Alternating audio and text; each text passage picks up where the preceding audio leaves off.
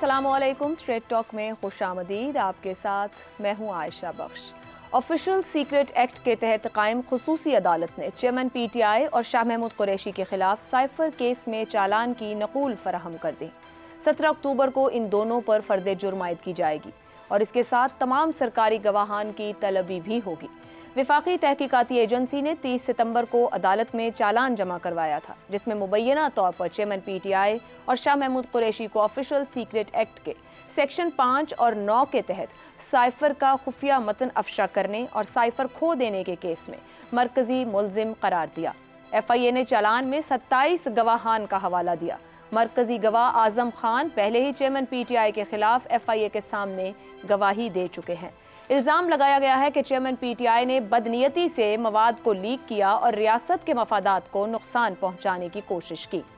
Official secret act को पहली बार 1925 में हुकूमत के ऐसे मुलाजमीन को सजा देने के लिए फाल बनाया गया जिन्होंने हसास मालूमात को लीक या गलत तरीके से इस्तेमाल किया। यानी बरतानवी राज के हाजिर सर्विस अफसरान खास तौर पर वर्दी में मलबूस हिंदुस्तानियों को बेवफाई करने से रोकने के लिए कानून साजी की गई। बाद में इसे 1956 में हुकूमत के मातहत ओहदा रखने वाले शख्स में तब्दील कर दिया गया था। ये एक्ट हुकूमत के हसास इलाकों में जासूसी को रोकने और सजा देने के लिए वाज़ेह तौर पर तश्कील दिया गया है। चेयरमैन PTI ने यह साइफर गुम करके यकीनी तौर पर एक गलती की, मगर यहाँ पर एक सोच ये भी पाई जाती है कि साइफर पहले ही डिकोड हो चुका था। मगर एक तासुर यह भी है कि PDM हुकूमत ने इस एक्ट में तरमीम करके चेयरमैन PTI के लिए मुश्किलात बढ़ा दी हैं। चेयरमैन PTI के वकला के मुताबिक माजी में कभी भी ऑफिशियल सीक्रेट एक्ट के तहत किसी का ट्रायल नहीं हुआ। 1923 के इस एक्ट में कहीं भी साइफर का जिक्र नहीं। PTI के वकला के मुताबिक 100 साल तक इस एक्ट में तरमीम नहीं की गई और अचानक चेयरमैन PTI पर मुकदमा दर्ज करके तरमीम कर दी गई, जिसका मकसद चेयरमैन PTI को सजा दिलवाना है। क्या ये तासुर दुरुस्त है? इसी मामले पर गुफ्तगू करेंगे। पैनल में हमारे साथ हैं हसन निसार, इफ्तिखार अहमद, शहजाद चौधरी और अबसार आलम। प्रोग्राम का पहला सवाल आप सबके लिए। Official secret act cipher case chairman PTI पर 17 अक्टूबर को फर्द जुर्म आयद की जाएगी। क्या चेयरमैन PTI संगीन हालात की गिरफ्त में आने जा रहे हैं? हसन निसार साहब, मामला संगीन होने जा रहा है, कोई आसानी होगी चेयरमैन PTI के लिए? किस तरफ जाता देखते हैं जब 17 अक्टूबर को फर्द जुर्म आयद हो रही है? देखिए, मैं एक आध बात आपको बुनियादी अर्ज कर देता हूँ। वो बड़ा मशहूर एक मिसरा है, जिसको हो जानो दिल अजीज़ उसकी गली में जाए क्यों। ये जितनी जिम्मेदारी होती है उतनी ही एहतियात ज़िंदगी में ज़रूरी होती है, ठीक है।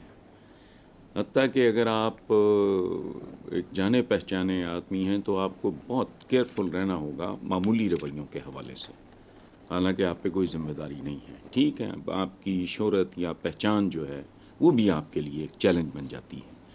हमारी बुनियादी तालीमात में इतदाल और म्याना रवी, यहाँ तक कि इबादत में, मेरे जिस दोस्त को इस पर शुबा हो मुझे करेक्ट करते हैं, इबादत में और खाने में भी ये इंतहाई लाजिम है। अच्छा, अब बेइख्तियाती इस पे डिपेंड करेगा कि जो जजेस होते हैं वो कोई रोबोट्स नहीं होते, बंदे होते हैं। डिपेंड करता है मूड क्या है, मिजाज क्या है, इंसाफ का मूड और मिजाज क्या है। बाकी जो बुनियादी बात है वो मैंने आपके सामने रख दी है खोल के। जो जितना जिम्मेदार है उतना ही जिम्मेदार है। एक हरकत I can get away with it because I am nobody, but अगर आपने मुझे कोई जिम्मेदारी दी है और उसमें गुफा या अगर मैं इंतहा पसंदी का जो शिद्दत से मना है हमारे मजहब में, और ये महजब कौमों ने तो वैसे ही अडॉप्ट कर लिया है द प्रिंसिपल, तो one has to be very careful. Depend up करेगा, क्योंकि रोबोट्स नहीं है, इंसान है। They have and they have every right. वो मुझे क्या पता कौन सुन रहा है, क्या सुन रहा है, बैक ऑफ द माइंड क्या है, मिजाज क्या है, मूड क्या है, टेम्परामेंट क्या है। No, I have no idea. Pressures क्या हैं, I don't know, so I can't predict that. ऐसा नहीं है ये कि आप फायर चढ़ा दें। जिस कानून का आपने हवाला दिया है उसकी आपने बैकग्राउंड का भी हवाला दिया है और लोगों के लिए बहुत सहल कर दिया है टू अंडरस्टैंड। तो ना, अगर आपने तजावुज़ किया है हुदूद से तो फिर डिस्क्रिप्शन आ जाती है, मेरा ख्याल है। इतना बड़ा आसमान और ये कौन सा जमाना है जिस किसी मुल्क की खास तौर पे हम जैसे बेचारे। कौन सी चीज है जो ढकी छुपी है पहले है? कौन क्या नहीं जानता हमारे बारे में? और भूल गए वो अमेरिकन सेनेटर जिसने कहा था डॉलर के लिए अपनी माँ भी भेज देंगे, पाकिस्तान में बड़ी खप पड़ी थी। सो हमारा तो ये तो वो जो चाहें बना लें, जिसे चाहें इसको ले जाएं, the way you want to interpret it, उसी हिसाब से सजा तयन कर दें, खत्म होगी बात। हसन साहब, अगर एक आध इसको आप कमेंट कर दें, क्योंकि अभी जिस तरह हैंडलिंग की अगर बात की जाए, मामलात की हैंडलिंग भी मामलात को आसान या फिर उसमें मुश्किल खड़ी कर देती है। आप क्या देख रहे हैं, पीटीआई की जानिब से इस मामले को लीगली हैंडल किया जा रहा है था, सियासी तौर पर हैंडल किया जा रहा है, या मजमूई तौर पर वो अपने मामलात को एक ऐसी मुश्किल में फंस तो गए, लीगली हैंडल कर रहे हैं, सियासी तौर पर हैंडल कर रहे हैं? देखें आयशा, मुझे ज़ाती तौर पे मेरा रिपोर्टिंग का बैकग्राउंड नहीं है। मैं जर्नलिस्ट मानने में हूँ ही नहीं ना, मैंने न्यूज़ रूम देखा ना रिपोर्टिंग की है, मुझे नहीं पता। लेकिन it has to be a combination of so many things. आप निहारी बनाने जा रहे हो, सो आईनी अपनी जगह पे, सियासी अपनी जगह पे, दीगर मामला जो कुछ भी हैं, मुल्की गैर मुल्की, जो डालो, जितना मसाला डाल सकते हो डालो। बिकॉज ये तो नहीं है कि आपने अंडा उबाल दिया, ये बड़ी कॉम्प्लिकेटेड और मुश्किल किस्म की डिश है। तो इसके लिए जो लवाजमात हैं वो मुहैया करो, ठीक, कोशिश करो। ठीक है शहजाद साहब, पीटीआई संगीन हालात की गिरफ्त में चेयरमैन पीटीआई आने जा रहे हैं, कोई आसानी होगी? और साथ ही इसको कमेंट कीजिएगा, क्या जब मैं ये कह रही हूँ कि ये अभी इसके अंदर तरमीम की गई, वो चैलेंज भी है, क्योंकि रिपोर्टेडली 20-19 जुलाई के ऊपर एफआईए ने इसके ऊपर काम का आगाज़ किया और 7 अगस्त को ये तरमीम आती है कौमी असम्बली में जो पास होती है। वाहिद मकसद चेयरमैन पीटीआई के गिर्द घेरा तंग करना था। अच्छा देखिए, ये संगीनी की जब आप बात करती हैं या हम करते हैं, तो इसका अब इससे ज्यादा और क्या संगीन होगा जो हो चुका है या हो रहा है। यानी वो तो बिल्कुल, यानी चेयरमैन पीटीआई की बात कर रहा हूँ, वो तो इस वक्त मुकय्यद हैं, बंद हैं, वो कुछ करने जोगे नहीं हैं, उनका तो मक्कू ठप दिया गया ना प्रॉपरली, नाइस एंड प्रॉपर। अच्छा, उनकी जो पॉलिटिकल पार्टी है, जो पॉलिटिकल उनका स्ट्रक्चर है, उसको डिसमेंटल कर दिया गया प्रैक्टिकली, वो भी तकरीबन डिसमेंटल हो चुका। जो है वो ज़ेर ज़मीन है, 4-5 दाने जो रह गए हैं, और वो भी किसी वक्त सामने आ जाएंगे, प्रेस कॉन्फ्रेंसेस हो रही हैं वगैरह वगैरह, वो सारा हमारे सामने है। एक अलबत्ता चीज़ उनकी कायम है, और वो उनका वोटर है, जिसका अभी तक ये नहीं पता कि आया वो वोटर भी है या नहीं है। वो 2.25 करोड़ जिन्होंने उसको 2018 में वोट दिया था, वो अपनी जगह पे अभी भी कायम है, या वो जो रोज़मर्रा की जो हमारी जो गुफ्तगू होती है और अखबारात में और बाकी जगह रिपोर्टिंग होती है और जो डिस्कोर्स होता है, उसके ऊपर कितना फ़र्क पड़ा है, कितना असर पड़ा है। मुश्किलात तो बेइंतहा हैं, और मैंने बारहा जिक्र किया अपने इस प्रोग्राम के अंदर कि इस वक्त गलियां वीरान हैं, कम से कम पंजाब की हद तक तो गलियां वीरान हैं, और दुल्हा मियाँ एक ही है वहाँ पे, और ये तो कम से कम उसका बराबर भी कहीं नहीं है, वो बारात का हिस्सा भी नहीं बन सकते। तो इसलिए संगीनी इससे ज़्यादा और क्या होगी। वो आदमी जो कि ये ख्वाब देख रहा था कि शायद वो एक दफ़ा फिर से इन गलियों में घूमेगा, उसकी गलियों का रास्ता बंद कर दिया गया, मसदूद कर दिया गया। ये तो एक हकीकत होगी। दूसरी, जहाँ तक साइपर का या ऑफिशियल सीक्रेट एक्ट का जो मामला है ना, थोड़ी समझने की बात है। मुझे उम्मीद है कि इस्लामाबाद हाई कोर्ट शायद इस पे इस किस्म की कोई रूलिंग दे, जिसमें कि ये जिस तरीके से आजकल फुल कोर्ट सुप्रीम कोर्ट का हमारे सामने इस प्रोसीडिंग को देख रहा है, क्योंकि बहुत ही बारीक नुक्ते हैं इस चीज़ के अंदर।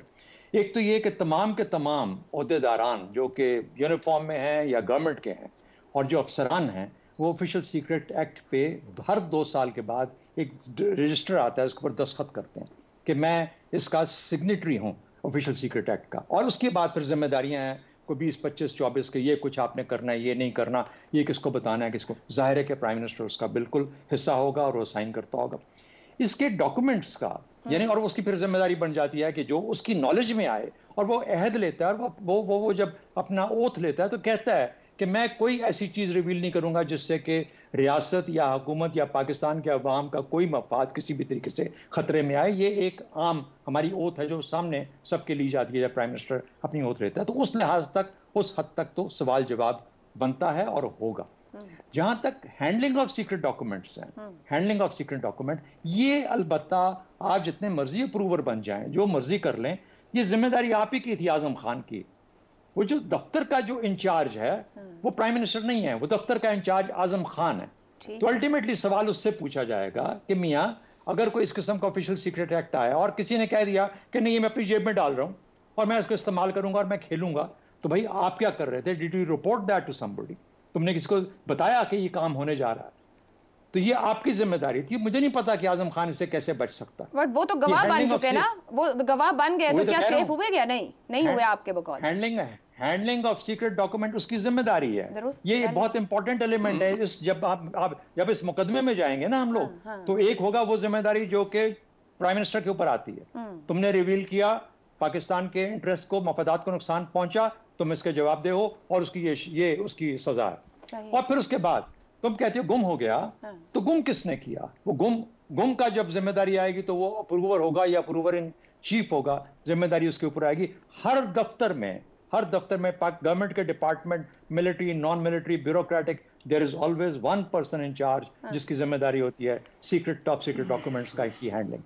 इनको कॉपी नंबर किया जाता है, ये गुम नहीं हो सकता। बिल्कुल जरूर। दूसरी बात, छोटे मुज़मराती हुए छोटे ज़िमनी से कुछ इशारे हैं कि भाई जब हो चुका, साइफर से कन्वर्ट हो गया, तो अब साइफर का मामला नहीं, अब ऑफिशियल सीक्रेट एक्ट का मामला है। तो ये सारी चीजें बहस में आएंगी, बड़ा इंटरेस्टिंग ये बनेगा। लेकिन देखिए इस वक्त पाकिस्तान के जो नुक्ता रख दिया, वो जो सुल्तानी गवाह बने वो किसी वजह से बने होंगे ना, कि फिर वो बच गए, मतलब वो बात फंस गई दरमियान में। नहीं, वो सुल्तानी गवाह मेरे ख्याल में इतना बनना इतना आसान नहीं होगा, मेरा ख्याल है। मतलब अगर उसको फुल एंटायरिटी में लेके जाया जाए ना, जो जुर्म हुआ है, जो जुर्म सरजद हुआ है, इनफैक्ट जुर्म नंबर 1 जो सरजद हुआ है वो ये हुआ है कि वो एक ऑफिशियल डॉक्यूमेंट था जो कि गुम गया, जिसको गालिबन टॉप सीक्रेट और सीक्रेट, और फिर ये भी देखा जाएगा कि जब उसकी सीक्रेट या टॉप सीक्रेट ग्रेडिंग को डाउनग्रेड किया गया तो कहां पे लेके गए आप? सीक्रेट ले गए, कॉन्फिडेंशियल ले गए, किस जगह पे ले गए, और फिर उसकी अपनी हैंडलिंग है उन चीजों की। तो इसलिए जब हम ये अमूमी तौर पर बात करते हैं तो हम क्योंकि डिटेल जानते नहीं हैं इन चीजों के बारे में, इसलिए हमारी बहस भी अमूमी लेवल की रहती है।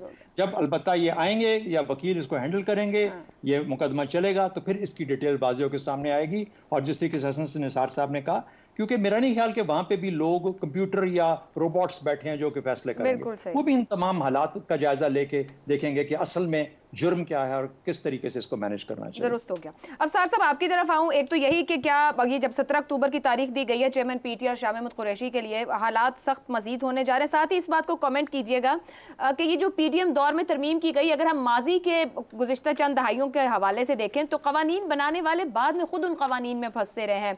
वो नवाज शरीफ का एहतसाब कमीशन हो जो नैब बना, इंसदाद दहशत गर्दी का कानून हो, या ये अभी की जो अब ये तरमीम, हम जब देखें जो कवानीन बनते हैं जिन पर सवाल उठते हैं आईनी जमहूरी तौर पर, अदालतों में वो चीज़ें चैलेंज भी होती रहीं, वो सियासी जमातें फिर उसके शिकंजे में खुद भी आती रहीं कहीं ना कहीं। हाँ, ये बात आपकी एक हद तक दुरुस्त है, लेकिन सिर्फ इसी बात को हम क्यों देखना चाह रहे हैं? पीडीएम की हुकूमत क्या एक आज़ाद हुकूमत थी? दूसरी बात यह है कि अगर यही जो आपने एनालॉजी दी है इसके मुताबिक पीटीआई की हुकूमत ने जो कुछ किया अपने सियासी मुखालिफिन के ख़िलाफ़, क्या वही उसके पास वापस नहीं आ रहा, नहीं आना चाहिए?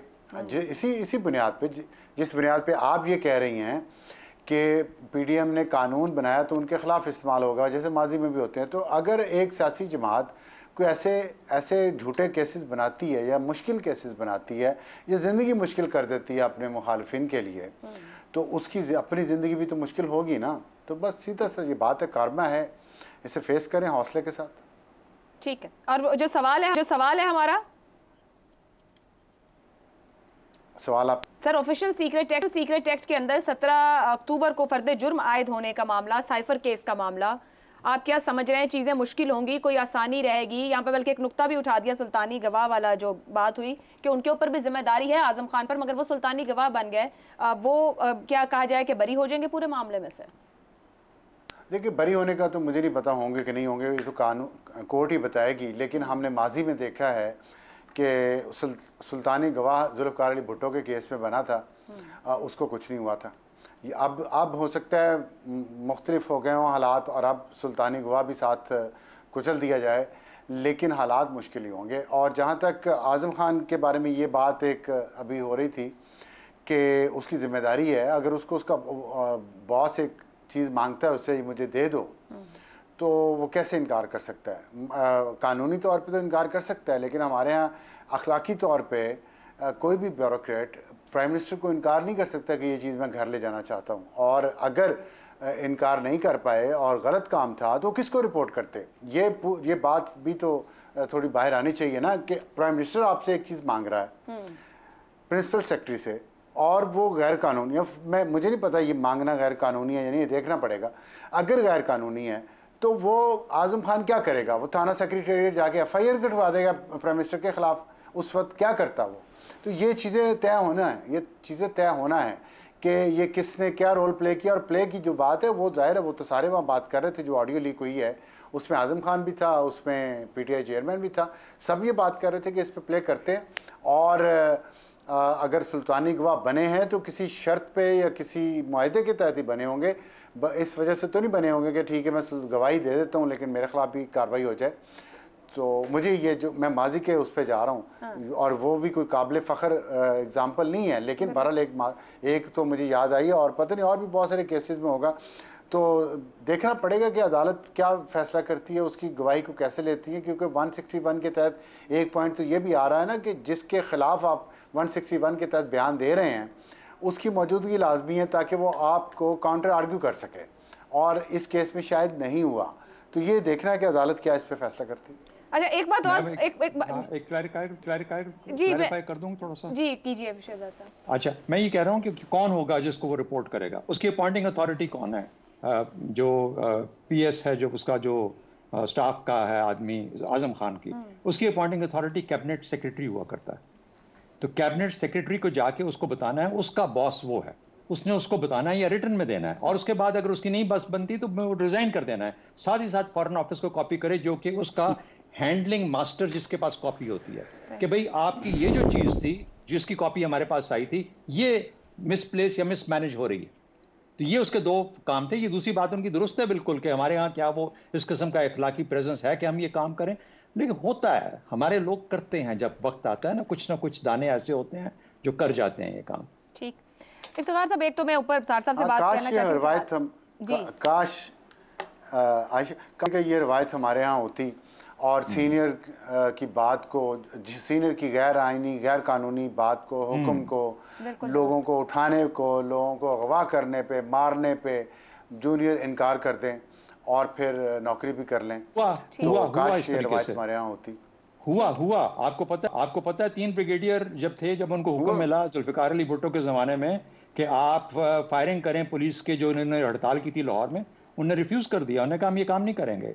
सिमिलरली ढाका में जब ये कहा गया कि आप कत्लेआम करें, रिफ्यूज कर दिया गया, और 3 सीनियर अफसरान तीनों सर्विसेज के उनको रिटायर होना पड़ा। हुआ, हमारे यहाँ हो चुका है। ठीक है इफ्तिखार साहब, लेकिन दूसरों ने आके कत्लेआम, मतलब यहाँ एंड कोई नहीं है ना, यहाँ बॉस की बात माननी पड़ती है। नहीं, आप एक तरफ जा रहे हैं ना, आप दूसरी तरफ देखिए ना। चलें, हो गया, दोनों तरह की मिसालें हैं। बात यह है कि कौन खड़ा हो पाता है और कौन नहीं। इफ्तिखार साहब, आपकी तरफ आऊंगी इसी सवाल को लेके।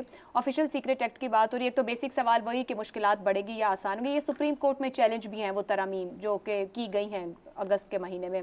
चीफ जस्टिस काजी फाइज ईसा हैं, आइन पसंद जज की रेपो है, क्या ये तरमीम ख़त्म भी हो सकती हैं आने वाले दिन में? मैं किसी को भी आइन पसंद जज या गैर आइन पसंद जज के तौर पे ना कहता हूँ, ना इसको मैं लफ्ज़ को मुनासिब समझता हूँ। जज होता है।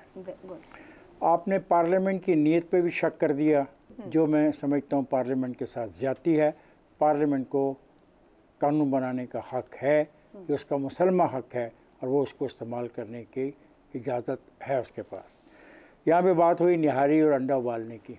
यहाँ पे जो गुफ्तगू हो रही है ये निहारी और अंडा उबालने वाली है। यहाँ पे ये कहा गया कि 3 ब्रिगेडियर ने इनकार कर दिया पुलिस स्ट्राइक पर। पुलिस स्ट्राइक पर इनकार नहीं किया, जब PNA की तहरीक थी तो तब इनकार किया गया, और उनमें से एक आदमी की जो प्रॉपर्टी है उसके लंदन में है, वो वफात पा चुके हैं, वो बहुत मशहूर ब्रिगेडियर थे। बात की गई बहरहाल बात की गई जिम्मेदारी की, एहतियात की, बिल्कुल सही बात है। अगर मैं एक रिस्पॉन्सिबल आदमी हूँ और मैं मुल्क का प्राइम मिनिस्टर हूँ और मैं अंडर ओथ हूँ, तो अंडर ओथ खा मेरा बेकाए मुझे आके मेरा जो सेक्रेटरी जिसका नाम लिया जा रहा है या कोई भी बेकाए, तो अगर मैं उनके बहकाने में आ गया तो रिस्पॉन्सिबल तो मैं हूँ, हलफ तो मैंने उठाया हुआ है कि जो चीज़ मेरे इल्म में आएगी मैं उसको दूसरों से शेयर नहीं करूँगा।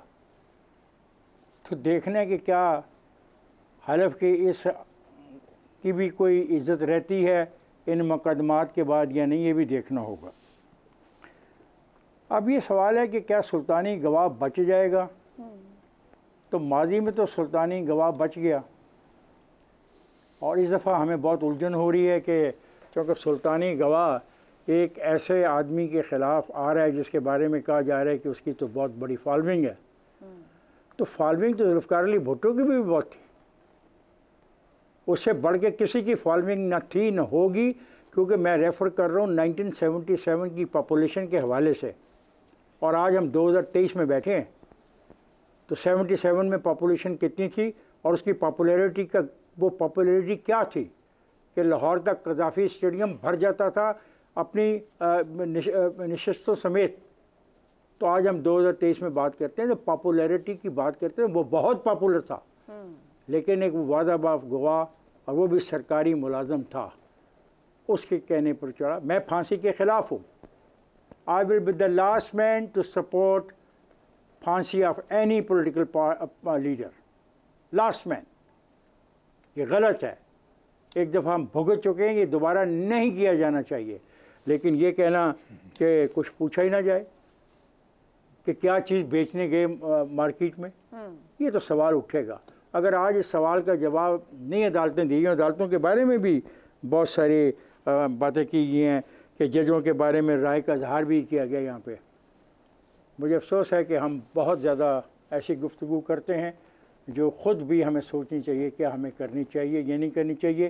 क्या आइन, अखलाकियात और कानून हमें इजाज़त देता है? जो फ़ैसला होगा वो आपके सामने आएगा, वो उसके नुमाइंदे मौजूद हैं, उसके वकील मौजूद हैं, वो कानून के मुताबिक अपने मुकदमे को लड़ेंगे और ये उनका आइनी कानूनी हक है। मुझे सिर्फ इतने कहना है। इफ्तिखार साहब, हुकूमत जो 9 या 10 तारीख को जा रही है, 2 दिन पहले वो ऐसी तरमीम इस ऑफिशियल साइफर एक्ट के अंदर करी है जिसको हम खुद कहते हैं साम्राज्यवादी दौर की निशानी है। मैं शक का इजहार नहीं करी सर, इस वक्त उसके वकला कोर्ट में खड़े हैं, यही सवाल लेकर खड़े हैं, हम वो उन्हीं की साइड का सवाल रख रहे हैं। उनके वकला को हक है जो मर्जी कहें, लेकिन मैं पार्लियामेंट के नियत पर शक नहीं कर सकता, ना मैं सवाल उठा सकता हूं। मैं ये बात कह रही हूँ कि पार्लियामेंट जिसके जाने में 2 दिन है, वो पार्लियामेंट भी मुकम्मल नहीं थी उस वक्त पर। ये पार्लियामेंट मुकम्मल ना होने के जो खेल है ना, ये भी शुरू की गई थी उस प्लानिंग और मंसूबे के तहत, जिस मंसूबे का जो शाहकार है वो आज जेल में है। चलें जी, इफ्तिखार साहब ने 14 बंदों के साथ आपने 24 के 26 कानून उस दिन पास किए। ये तो अच्छा, पार्लियामेंट पॉइंट आउट करते थे, पार्लियामेंट को आप नहीं मानते ना। माने आप ये बात नहीं है इफ्तिखार साहब, देखें ना आप तरीका है ना, पार्लियामेंट में किसी कानून और मैं तो पार्लियामेंट का एहतराम, मैं तो पार्लियामेंट का एहतराम, फिर वो सुप्रीम कोर्ट दुरुस्त एतराज कर रही है। अच्छा, आप लोग आपस में नहीं इफ्तिखार साहब एक दूसरे से नहीं, आपको उलझे नहीं। मैं कह रहा हूं कि पार्लियामेंट का मैं एहतराम करता हूं, करता रहूंगा। इफ्तिखार साहब, हम सब भी पार्लियामेंट का एहतराम कर रहे हैं, पार्लियामेंट का ही एहतराम करते हैं और पार्लियामेंट को भी अपने कंडक्ट से बताना है कि वो क्या कर रहे हैं, चाहे प्राइम मिनिस्टर हो या मिनिस्टर्स बैठे हो। मेरा ख्याल से पर्सनल कमेंट्स नहीं करें, बिल्कुल नहीं करें। एक ब्रेक लेते हैं, ब्रेक से वापस आएंगे तो पर गुफ्तगू रहेगी।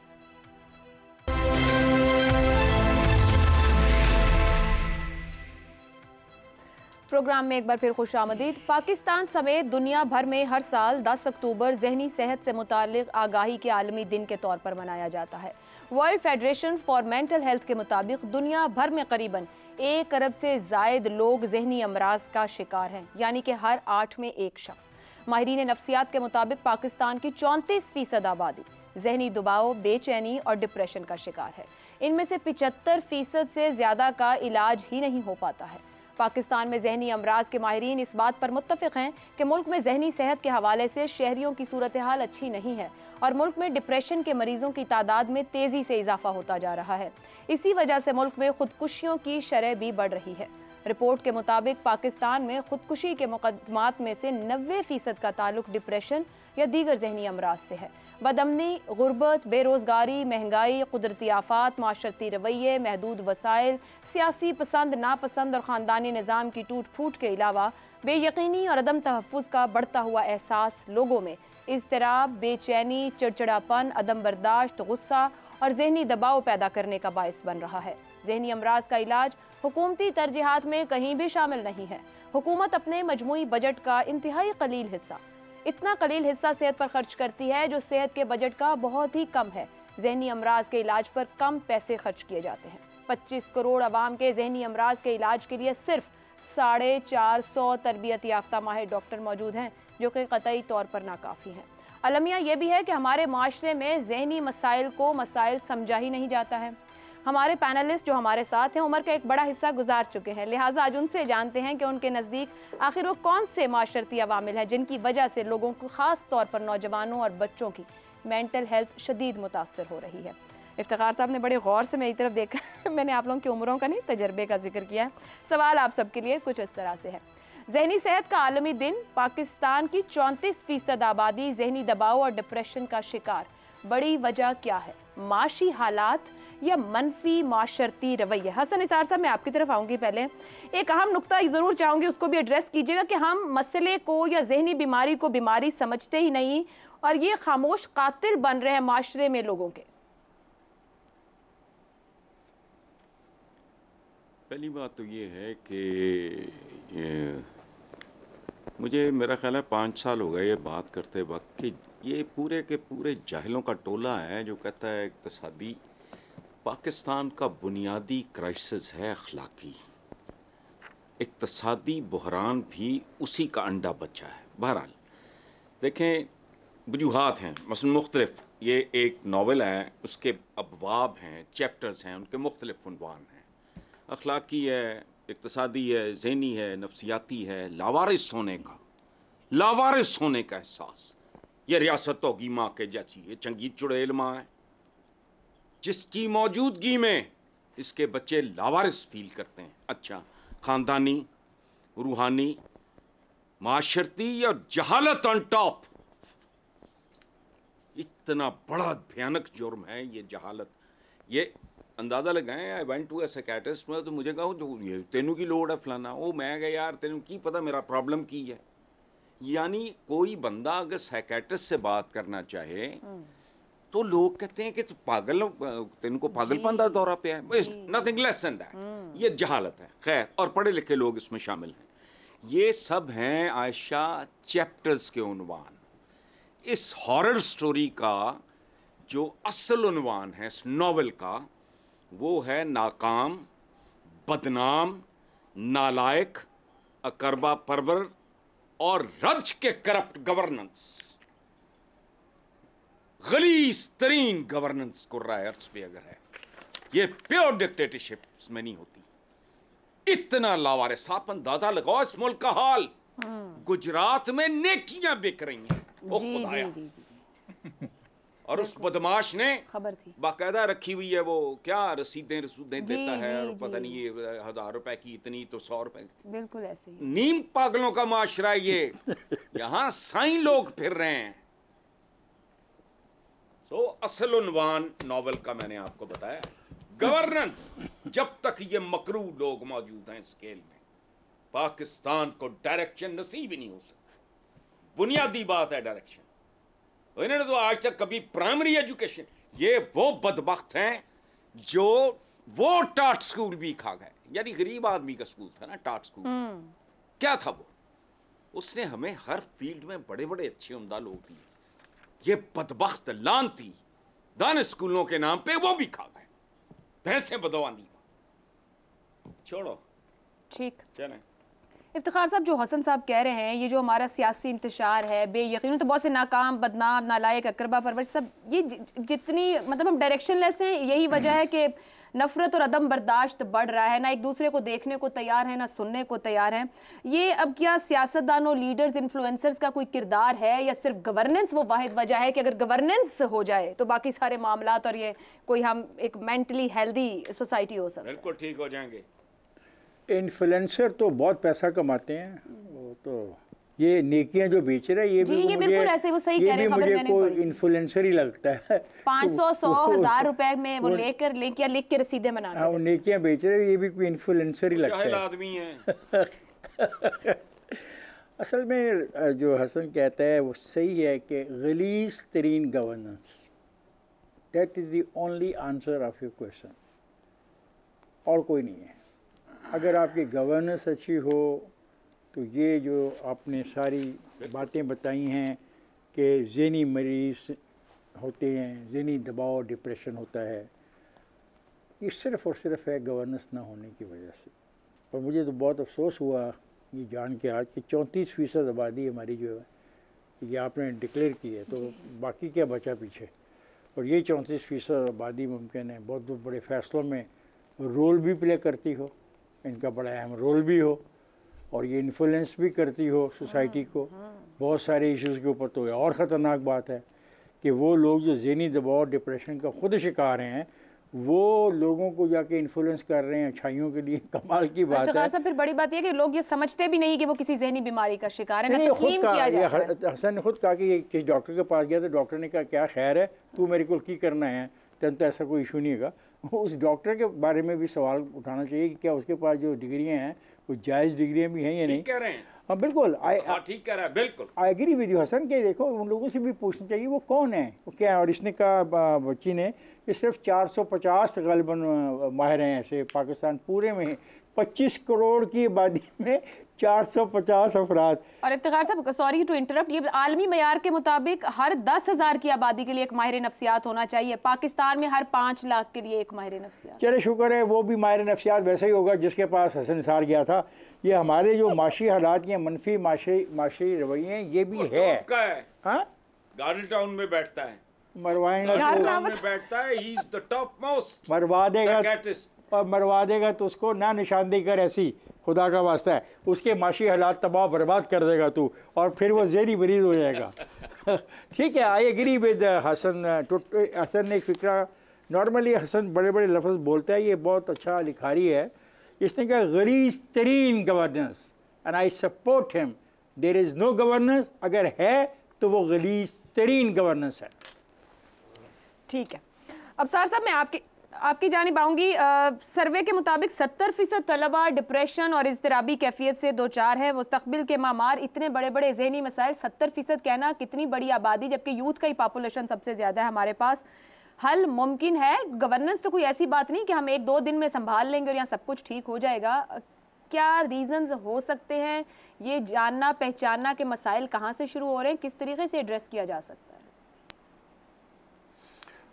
पहले तो एक ज़ाती वजाहत कर दूं, आपने जब आप ये शुरू किया है दूसरा हिस्सा, तो अपनी तकरीर दिल पजीर के आखिरी फ़िक्रा आपने कहा कि हमारा पैनल जो तजर्बाकार लोगों पर मुश्तमिल है, मैं उनसे जानना चाहती हूँ कि उनकी ज़हनी हालत ऐसी क्यों है। तो मैं परेशान हो गया कि ये आप तो हमारा भांडा फोड़ने लगे कि हमसे शुरू करेंगे आप। तो मैं घबरा गया पहले, लेकिन शुक्र आपने अचानक ट्रैक बदला आपने और कुछ और पूछ लिया। Thank you very much. I was expecting this from you. अब साहब मुझे पता था आप मेरा ये जुमला जरूर पकड़ेंगे और मुझे फिर रियलाइज कराएंगे कि भाई क्या कह रही हो, मेरी ये उम्र थोड़ी। अच्छा, ये सवाल मेरी तरफ से भी ऐड कर ले। जी ठीक है, मैंने इसीलिए कहा कि नहीं ये आप लोगों के तजुर्बात, मैंने इसलिए इसको घूर के देखा था ये क्या कह रही है। आयशा आपका बहुत शुक्रिया, आपने हमारी इज्जत बचा ली और उस पर टोपी पड़ी रहने दी। अच्छा, अब जो बात आपने की है ना, देखें गवर्नेंस के बारे में जितना लफ्ज़ इस्तेमाल किया ना, गलीज़, वो इतना दिल से निकला है दोनों मेरे साथियों के कि वाकई बहुत गलीज़ ही होगी। लेकिन मेरा ये ख्याल नहीं है कि सिर्फ गलीज़ गवर्नेंस की वजह से हमारे ज़हनी बीमारियाँ, क्योंकि दुनिया में जो है ना वो ऐसा नहीं है। मसलन जापान है, दुनिया का सबसे बेहतरीन मुल्क है, खुदकुशियों की तादाद सबसे ज़्यादा वहाँ पे है। जितने तरक्की याफ्ता ममालिक हैं उसमें नफ्सियाती मसाइल भी उतने ज़्यादा हैं। आपने नई नस्ल का जिक्र किया ना, नई नस्ल में नफ्सियाती मसाइल ज़्यादा हैं। इसकी वजह सिर्फ बैड गवर्नेंस नहीं है, इसकी वजूहत और हैं, और उसमें मैं हसन निसार साहब से ये एग्री कर रहा हूँ कि ये इसमें अखलाकी जो है ना हमारा पहलू वो ज़्यादा है। हमारे यहाँ अखलाकियात देखें, गरीब के पास भी तो एक ज़मीर होता है, कम आपके पास पैसे हों, आपके मुआशी हालात ख़राब हों, लेकिन आपका एक रख रखाव होता है, आप ख़ानदानीपन होता है। मैं ऐसे लोगों को मांगते हुए देखता हूँ। जब आप अपनी सेल्फ रिस्पेक्ट तबाह कर देते हैं और मांगना शुरू कर देते हैं, अपनी चादर से ज़्यादा पाँव फैलाते हैं ये चीज़ बताती है कि हमारे यहाँ ना अखलाकीपन हर लेवल पे ख़त्म हुआ। ऊपर से लेके देख लें, जितने अमीर हैं इस मुल्क के, बिल्कुल उनकी कहीं भूख ख़त्म होती है मज़ीद अमीर होने की? नहीं होती। तो इसलिए मैं नहीं समझती खाली गवर्नेंस का मसला है। हमारे पंजाब के बारे में तो सदियों से हम यही सुनते आए हैं और यही सुनते हम पले बड़े हैं कि पंजाब जो है वो खुश मिजाज लोगों का मुल्क है। लाहौर जो है, लाहौर क्या है? लाहौर पंजाब का दिल है ना, जिंदा दिलाने लाहौर एक पूरा मुहावरा बना है। क्या यहाँ पे कौन सा यहाँ पे ताजमहल बने हुए थे? एक ताजमहल बना है पूरे बरसगीर में। लोग ऐसे कच्चे घरों में रहते थे, अपना उगाते थे, अपना खाते पीते थे, खुश रहते थे, मेले ठेले होते थे। लेकिन ये जो वक्त के साथ साथ हमारे अंदर अखलाकी इन्हितात हुआ है ना, मेरा ख्याल है ये बहुत बड़ी वजह है। और इससे दूसरी चीज़ें जुड़ी हुई हैं। गवर्नेंस बेहतर हो जाए, मईशत बेहतर हो जाए, हैप्पीनेस इंडेक्स पे हम ज़रूरी नहीं है बेहतर हों, उसमें वैसे अभी भी हम बहुत सारे ममालिक से बेहतर हैं। लेकिन हमें ये देखना पड़ेगा कि नई नस्ल जो है वो हम, मसलन मैं बहुत इस पे पिछले कुछ सालों में पढ़ा है ज़हनी इसमें प्रॉब्लम्स पे। हमारा इलाज तो चाहे आपको डिप्रेशन होता था, एंग्जाइटी होती थी या पैनिक अटैक होता था, हमारा इलाज एक थप्पड़ होता था या 2 लित्र होते थे, हर चीज़ ठीक हो जाती थी। लेकिन अब जो आके ये जो है ना, इस दौर में जब मोबाइल फ़ोन आ गया है और इलेक्ट्रॉनिक मीडिया है, इसकी वजह से हिजान खेजी बढ़ गई है। और फिर जाहिर है वो बाकी बातें तो बाद में आ ही जाती है कि इकॉनमी आपकी ठीक नहीं है। लेकिन मेरा ख्याल है कि बुनियादी वजह एक हमारे यहाँ इन्हितात है, अखलाकी इन्हितात। अखलाकी इन्हितात और ख़ानदानीपन की बात हुई। शहजाद साहब, एक मुकाबलेबाजी का फैक्टर आ गया इतना, आप क्या कहेंगे कि वक्त के साथ इन्हितात हो रहा है उन तमाम रवैयों में? वजूहात माशी हालात, मनफी माशरती रवैये हैं, या गवर्नेंस है, या जो अबसार साहब कह रहे हैं? किस तरीके से आप कंक्लूड करेंगे और क्या बेहतरी की तरफ जाया जा सकता है किसी एक रुख से आगे बढ़ते हुए? अच्छा, ये 2-3 चीज़ें इसमें मेरे ख्याल में हमने डिस्कशन में पॉइंट आउट की। एक तो मुझे लगता है कि जो हमारे यहाँ तालीम यानी जहालत जिक्र किया, और पढ़े लिखे जाहिल भी बहुत होते हैं, लेकिन जहालत का जहाँ जिक्र हुआ और उसके साथ अटैच कर लें तालीम का फुकदान, मुताले का फुकदान, उसने मुआशरे में से एक दलील का उनसर ख़त्म कर दिया। Very valid. और जहाँ दलील ख़त्म हो जाती है वहाँ पर फिर अगला मरहला शुरू होता है, जहाँ पर आपने देखा कि एक सेनेटर साहब और एक वकील साहब का तमाशा हम पूरे पाकिस्तान ने एक टेलीविज़न चैनल पे देख लिया। तो ये हमारे यहाँ हो रहा है और बड़े अरसे से हो रहा है। तो एक तो ये वजह, अदम बर्दाश्त की ये क्या वजह है कि हमें गुफ्तगू का जो तरीका है, हम किसी की एक गुफ्तगू को एक्सेप्ट नहीं करते। आपने कहा ना कंपेटिटिवनेस, जेर करना है दूसरे को, यानी और दलील के साथ नहीं। अगर दलील नहीं होती तो फिर आवाज़ के साथ ऊंचा कर लेंगे आवाज़ को, या किसी को गाली दे देंगे, गलोच कर लेंगे, कुछ कर लेंगे। यानी इस लेवल तक हम चले गए हैं एज अ मुआशरा, जिसमें हम सब शामिल हैं। बदकिस्मती हमारी ये है कि हमें कहीं ना कहीं पे हम सब फिसल रहे होते हैं इन चीज़ों के ऊपर। और हम जब सपोजिटली पढ़े लिखे लोग यहाँ बैठ के ये गुफ्तगू करते हैं और हम अपने बारे में सोचते हैं, तो हम क्या कहते हैं अपने बारे में कि ये कहाँ पे कुछ तो फ्रस्ट्रेशंस होती हैं, फ्रस्ट्रेशन निकल आए, कोई हर्ज नहीं है। लेकिन क्या वजह है कि अदम बर्दाश्त एक हमारा एक मुकम्मल तौर पर एक हिस्सा बन चुका है। दूसरी बात, मुझे ये बताइए, जिस मुल्क के अंदर ये ना पता हो कि अभी जो बैंक गया है, जो बाहर शॉपिंग करने गया है, कोई सौदा सलफने गया है, अल्लाह करे खैर से वापस आ जाए। आप बच्चों को स्कूल भेजते हो, आपको ये आप सबसे बड़ी जो आपकी परेशानी होती है, अल्लाह करे खैर से वापस आ जाए। आप बाहर जाते हैं, आप वापस आने की भी दुआएं करना शुरू कर देते हैं कि हमारे बच्चे और हमारे घर वाले खैरियत से रहें। जहाँ पर ये अनसर्टेनिटी और बेयकीनी की कैफियत हो, वहाँ पर कोई मुआशरा किसी तरीके से किस तरह अपने आप को, जिसे कहते हैं कि सेंसिबल रख सकता है, सेन रख सकता है। हमारे यहाँ हमारा जो मुआशरा है, हमारा अपना पाकिस्तानी मुआशरा, दुनिया में अगर डार्क वेब जिसे कहा जाता है, और मैं आगे बाकी भी उसकी आगे तावीलात हैं, मैक्सिमम विजिट्स पाकिस्तानियों की हैं उन साइट्स के ऊपर जहाँ पर इस किस्म का गंद आपको देखने को मिलेगा, सोशल मीडिया हो या कोई और इंटरनेट के ऊपर। ये है, ये हमारी हालत है। तो मेरा अपना ख्याल ये है कि ये चीजें जब तक, बच्चों के साथ ज्यादती का क्या, मुझे बताइए, कोई हम कोई पेश कर सकते हैं? यानी मेरा ड्राइवर है, उसने अपने बच्चे किसी मजबूरी के तहत मदरसे में डाल दिए। मैंने कहा यार, मदरसा तो अच्छी चीज जगह होती है, लेकिन जरा ख्याल करना। दुरुस्त। वो छोटे छोटे बच्चे, मतलब मुझे बताइए कि जहां पर आपका हर वक्त ये खौफ तारी हो जिस माशरे के अंदर, मेरा ख्याल है तहजीब थोड़ी सी हमें वापस किसी ना किसी तरीके से लानी पड़ेगी, ताकि हम एक दूसरे के साथ जो बर्ताव और ताल्लुक है उसको बेहतर तौर पे हम कायम कर सकें। तो तब ही हमसे हमारे लोग सुनने वाले सीखेंगे और शायद उससे फिर आहिस्ता आहिस्ता कुछ लोगों में बेहतरी आए। देखिए, पाकिस्तान की लीडरशिप के अंदर मैं बार बार कहता हूँ 4 लोग हैं जो जिम्मेदार होते हैं, उस्ताद, आलिम, सियासी लीडरशिप यानी प्राइम मिनिस्टर जो पॉलिटिकल लीडरशिप आपकी होती है, और एक आध और इस तरीके से। ये 3-4 लोग हैं जो कि मुआशरे की तश्कील करते हैं, फिक्री तश्कील करते हैं, लिखारी, पढ़ने लिखने वाले, उस्ताद, प्रोफेसर्स। क्या वजह है कि हमारे माहौल के अंदर हम अभी तक कोई बहुत बड़ा नाम मुनीर न्याजी या फैज के बाद कोई शायर ऐसा प्रोड्यूस नहीं कर सके? छोटे छोटे हैं, हर जगह पे नजर आते हैं, लिखारी प्रोड्यूस नहीं कर सके। क्या वजह है? क्या वजह? हमारी मट्टी बांझ हो चुकी है। क्या हुआ हमारे चीज़ों को? मेरा ख्याल है दिमाग के अंदर से जो सोच का एक अंदाज होता है वो बदल गया है। अब हम लड़ने मरने पे तैयार बैठे हैं, हम सोचने समझने के लिए तैयार नहीं हैं।